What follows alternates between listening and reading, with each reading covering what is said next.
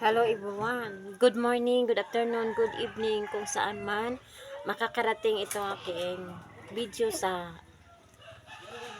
araw na ito.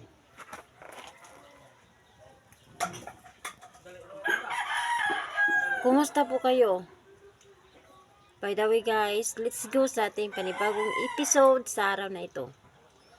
Guys, mayroon akong ipapakita sa inyo kung paano guys magtanim ng mga gulay sa ating munting bakuran.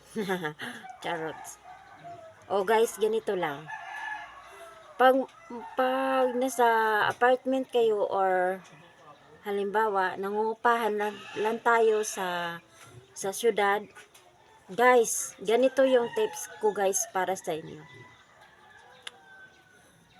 Ito guys, oh. Maaari tayong tumanim sa gilid ng ating mga pader. Like for example, ganito guys.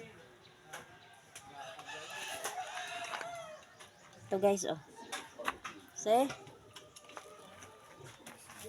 Ito. Diba guys? Makatanim tayo. Ganyan. Ganyan ninyo lang.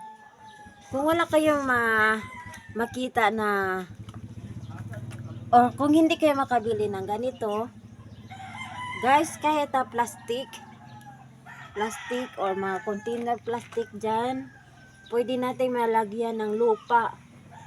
Guys, yan. Makasave pa tayo na sa ating environment. Hindi pa tayo makakasira na ating kalikasan kasi yung plastic pwede nating magamit ulit. Ito guys, oh. Lagyan mo lang ng lupa tapos bubutasan mo dito sa gilid, sa ilalim. Yan na, pwede na. Tapos ito rin guys, oh. Kung mayroon kayo dyan mga container na sa yung mineral water, gaya nito guys, pwede nyo rin malagyan ng lupa tapos bubutasan. Tapos kung maliit lang talaga kung maliit lang talaga yung spasyo ng bahay nyo, yan guys, ganyanin nyo lang. Tapos yan guys, oh. Oh, mayroon ding sibuyas. Pwede rin tayo maglagay ng sibuyas. Tapos ito. Yan. Yan guys, oh. Yung kamatis ko naman, kung wala talaga, halimbawa, mayroong mga itik. Guys, ganito lang kasi. Kaya ko to ginanito kasi may mga itik kami dito sa, may mga itik na kaming mga alaga. Kaya ko binitin kasi kinakagat-kagat yung bunga niya. Yan guys, may bunga na. Yan, may bunga na siya. So kung nasa baba lang siya ng lupa, tiyak na pinapak na to. Kaya ginanito ko na lang. Binitin ko siya ng ganito. Tinali ko siya. Tapos yan. Yan na guys. Yan. Ganito rin.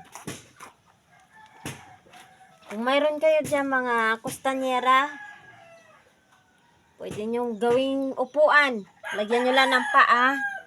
Yung paa ko. Tingnan nyo yung paa. Nagkabaliktad-baliktad na guys. Pero, lagay pa rin. Basta malagyan lang. Yan guys, oh. Yan. Yan guys.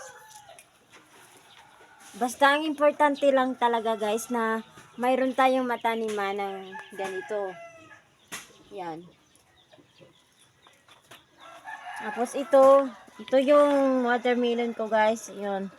Pero ewan ko, parang wala na yata tong buhay. Yan.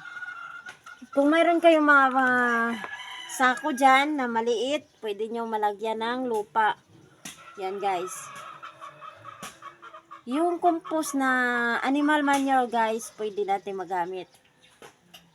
Yan.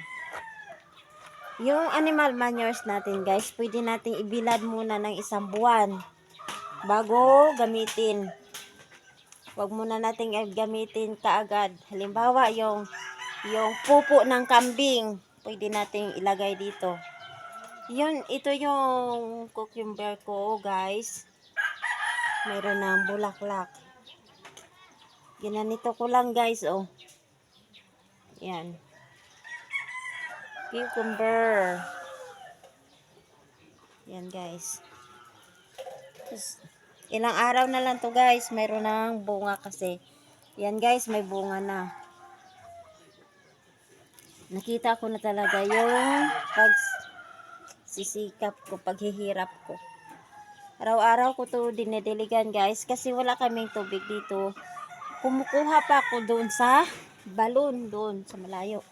Kapitbahay namin. Ito, guys, yung sibuyas ko. Red yung kulay niya, guys. Ito. Parang sibuyas Bombay. So, hindi na tayo talaga kailangan bibili ng sibuyas Bombay kasi mayroon ng sibuyas Bombay tayo na dahon. Tapos, mayroon din akong bawang. Sa gilid ng sibuyas Bombay ko, nilagyan ko na rin ng bawang. Yan, guys. Yan.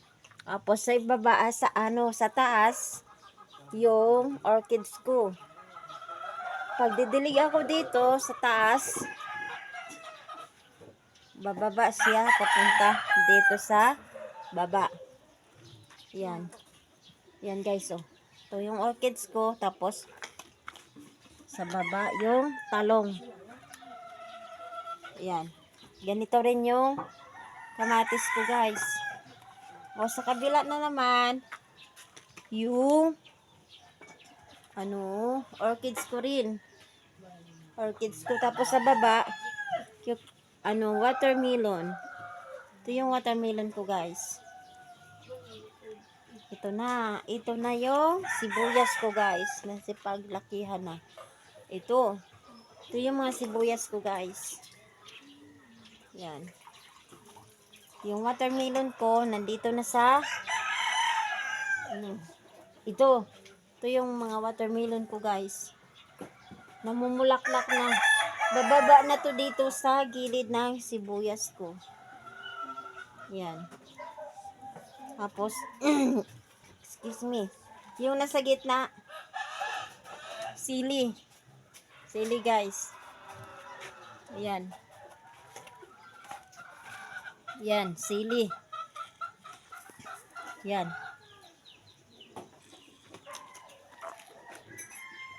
Yan, guys. Alam niyo ba kung ano to, guys? Kustanyera lang to. Kung mayroon kayo dyan mga kustanyera, 2 or 3, guys, ganituhin nyo lang. Parang seed box method. Parang seed box. Yan. Parang seed box lang, guys. Na mahaba. Yan, pwede nang, kung wala talaga kayong ganito, hindi kayo makabili, ganito lang, ganitohin nyo lang, guys. Tiyak na makatanim na kayo. Yan. Yung mga kuha na to, mga container, mga plastic container na to, guys, yung ginawa ko. Yan. Tapos, talong. Taba na ng talong ko, guys, oh. Taba na ng talong ko. Ito yung talong ko, guys, ang taba na. Tapos dito naman, kamatis ulit. Kamatis, sili. Yan, sili yan. Sa gitna. Sili, kamatis ulit. Tapos sa ilalim, bulaklak, guys. Yan. So, halo-halo talaga, guys. Yan, ganito lang talaga kaliit, guys, oh. Ganito lang siya kaliit. Pwede nang kung ganito lang kaliit talaga yung spasyo nyo, sa gilid, guys, pwede tayong maglagay ng mga iba't ibang uri ng mga gulay. Sa halip ng mga bulaklak, yung itanim natin sa gilid, sabayan din natin ng mga gulay para hindi tayo bili ng bili. Ilang araw na lang to, guys, maaani ko na to, makakatikim na ako ng pinaghirapan ko. Kaya guys, ganituhin nyo lang. Ganituhin nyo lang talaga. Tingnan nyo, ang liit-liit. Ang liit ng spasyo.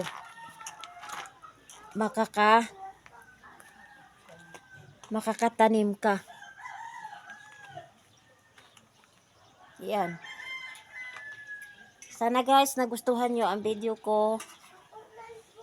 At mayroon kayong nakuha na tips sa araw na ito. Okay guys, maraming salamat. At ingat tayong lahat. Bye bye.